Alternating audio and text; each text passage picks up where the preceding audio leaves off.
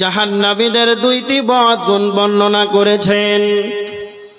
তারপরে আয়াতে আমার আল্লাহ জান্নাতীদের দুইটি ভালো গুণ বর্ণনা করেছেন।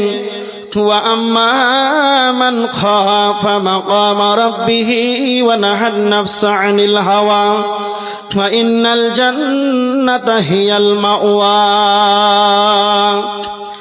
জান্নাতীদের দুইটি ভালো গুণ বর্ণনা করেছেন আল্লাহ সুবহানাহু ওয়া তাআলা। যারা আল্লাহকে দণ্ডায়মান হওয়াকে, উপস্থিত হওয়াকে, আল্লাহকে ভয় করবে, হাটে ঘাটে মাঠে ময়দানে এয়ারপোর্ট স্টেশনে জলহীন প্রান্তে জল সমুদ্রে যেই জায়গাতে থাকুক না কেন, যদি কেউ না থাকে সেই জায়গাতে সে মনে ভাবছে সারা পৃথিবীর মানুষ যদি আমাকে না দেখে, স্বয়ং আমার রব আমাকে দেখছে। এই জন্য যখন আপনি কোনো পাপের সঙ্গে জড়িত হবেন তখন আপনাকে ভাবতে হবে আমি যে পাপটা করব সেই পাপটা যদি আমার স্ত্রী না দেখতে পায়, আমার বাড়িতে যদি কেউ দেখতে না পায়, গ্রামবাসী না পায়, জেলার মানুষ না দেখতে পায়, আমার দেশে কেউ যদি দেখে না পায়, আমি যে গুনাহটা করব স্বয়ং আমার আল্লাহ আমাকে দেখছেন। আর আমার রব দুইজন ফেরেশতা আমাদের কাঁধে দুই ঘরে সেই দুইজন ফেরেশতা নিয়োজিত করে রেখেছেন। সমস্ত কিছুই যেন তিনি লিপিবদ্ধ করেছেন। এইগুলো যখন আপনি ভাববেন তখন আপনার দ্বারাতে যেন পাপগুলো যখন কমে যাবে। এই জন্য আল্লাহ বলেছেন সেই ব্যক্তি আমাকে সর্বদা আমাকেই যেন ভয় করবে রে। 2 নাম্বার হলো ওয়া নাহান নাফসা আনিল হাওয়া, তার নিজের প্রবৃত্তিকে লালসা মুক্ত করবে। তার মানে তার এই মুখটা তার জানা বিবেক, তার যখন এই প্রবৃত্তি লালসাকে যখন সে রক্ষা করতে পারবে, কেন আপনাকে আপনার নিজের নফসকে কন্ট্রোলে রাখতে হবে। মন যেটা চাই সেটাই করা যাবে না, মন যেটা চাই সেটা করা যাবে না। শয়তান আপনাকে সর্বদা কুমন্ত্রণার দিকে আপনাকে যেন নিয়ে চলে যাবে। সর্বদা শয়তান সে মনে মনে আপনাকে পথভ্রষ্ট করে ফেলে দেবে। শয়তান নিজে জাহান্নামে যাবে অথবা আপনাকেও জাহান্নামে নিয়ে যাওয়ার জন্য সর্বদা আপনার এই নফসকে যেন কুমন্ত্রণা দেবে।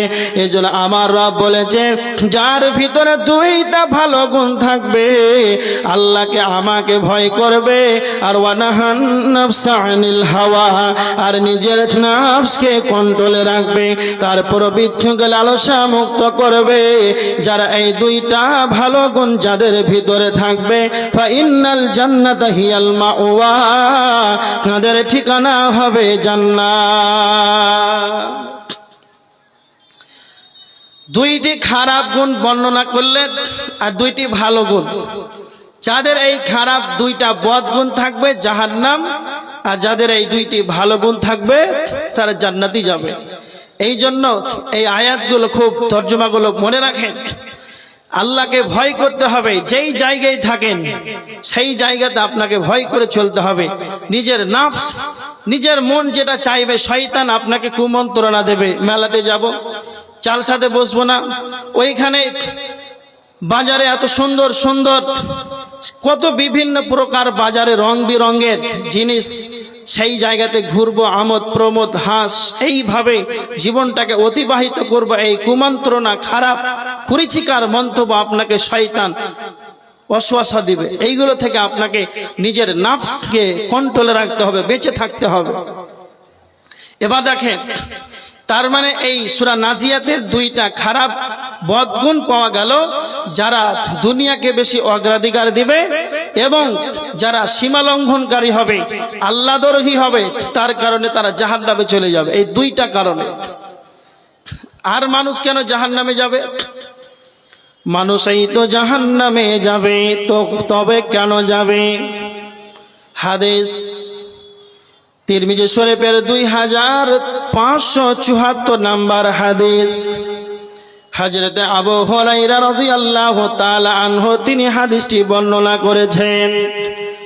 বিশ্বনবী নবী মুহাম্মদুর রাসূলুল্লাহ সাল্লাল্লাহু আলাইহি ওয়াসাল্লাম বলেছেন, ইয়াখরুজু উনুকুন মিনান নারি ইয়াউমাল কিয়ামা, কিয়ামতের ময়দানে যখন জাহান্নামকে আনা হবে আর কিয়ামতের ময়দানে জাহান্নামের একটা গর্দান বের হবে। ইয়াখরুজু উনুকুন মিনান নারি ইয়াউমাল কিয়ামা, জাহান্নামের একটা গর্দান বের হবে। কিয়ামতের দিন জাহান্নামের একটা মাথা বের হবে। বিশ্ব নবী বলেছেন, লাহু আইনানি তুবসিরানি ওয়া উযুনানি তাসমাআন, জাহান্নামের দুইটা চক্ষু থাকবে, তা দিয়ে জাহান্নাম যেন দেখতে পাবে। জাহান্নামের দুইটা কর্ণ থাকবে রে, জাহান্নাম তা দিয়ে যেন শুনতে পাবে। ওয়ালিসানুন ইয়ানতিকু, জাহান্নামের জিহ্বা থাকবে, জাহান্নামের মুখমণ্ডল থাকবে, জাহান্নাম যেন কথা বলতে পারবে। আর জাহান্নাম বলবে, ইয়াকুলু ইন্নী উকিলতু বিসালাসাতিন, আল্লাহ সুবহানাহু ওয়া তাআলা আমাকে জাহান্নামকে তিন শ্রেণীর মানুষদের জন্য আল্লাহ আমাকে জাহান্নামকে যেন নিয়োজিত করেছে। তিন শ্রেণীর মানুষকে, তিন শ্রেণীর মানুষদের জন্য আল্লাহ আমাকে জাহান্নামকে যেন নিয়োজিত করেছে।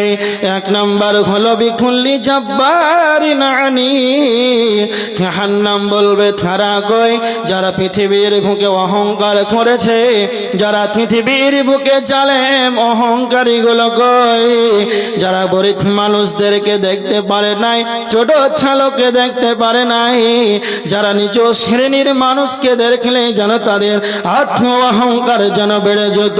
এই অহংকার নেওয়ালা কই, যারা পৃথিবীর বুকে দাম্ভিকতার সঙ্গে দুনিয়া করেছে, গরিবদেরকে হেয় প্রতিপন্ন করেছে, সেই অহংকারী জালেম গুলো কই, তাদেরকে দাও, আমি জাহান্নাম যেন তাদেরকে নিষ্পেষণ বানিয়ে দেব।